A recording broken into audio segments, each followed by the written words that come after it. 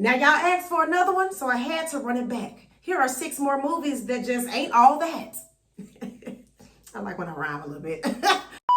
Number 1 is Life. Now, to be completely transparent, this is my all-time favorite movie. Everybody who is close to me knows that I quote the entire movie from front to back when I watch it. Start to finish, I know every single line. But let's be serious for a second, y'all. Life is not a comedy. It is a horror film, okay?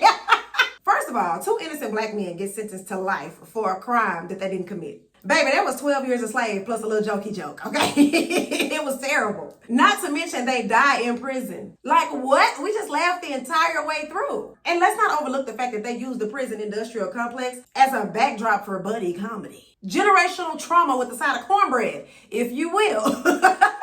No, seriously though, as a black person, life was very traumatizing. I mean, it was funny, but go to hell.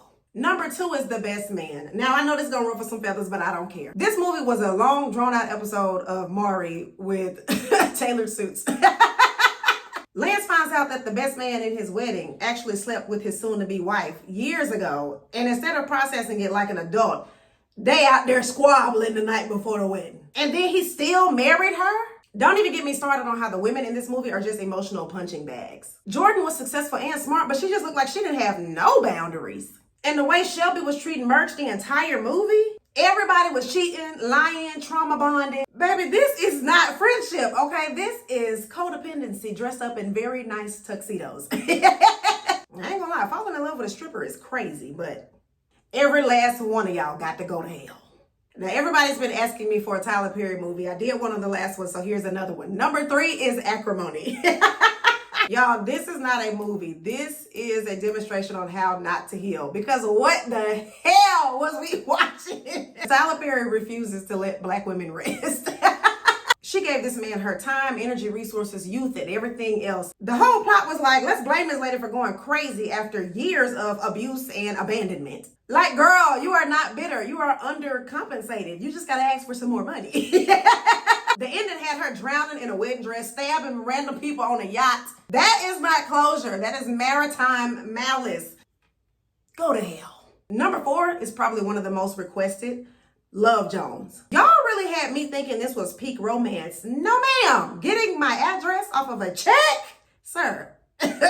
Stranger danger, I'm calling the police immediately.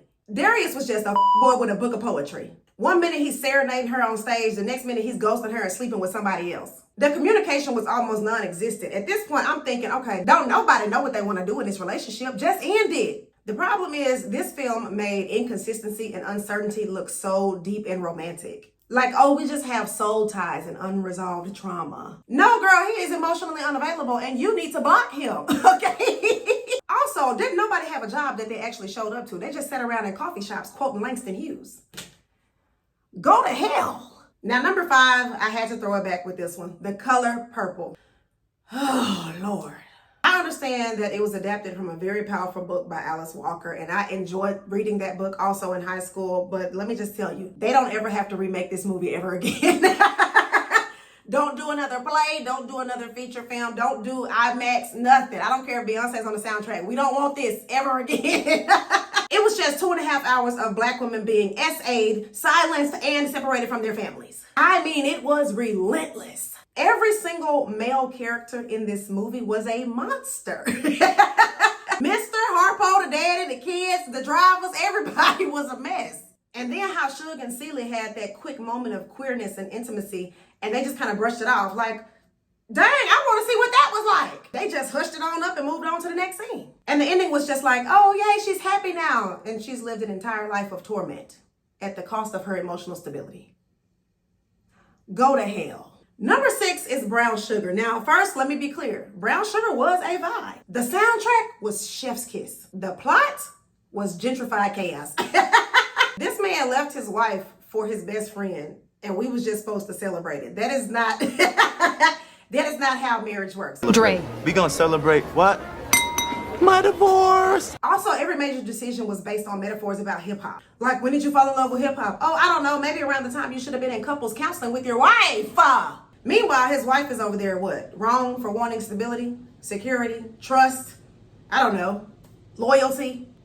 Go to hell. Now, I know these movies got a place in culture and the nostalgia is strong AF. But that don't mean that we can't call out stuff that didn't age well. So tell me in the comments, what other movies do you think that I missed? And don't be mad at me.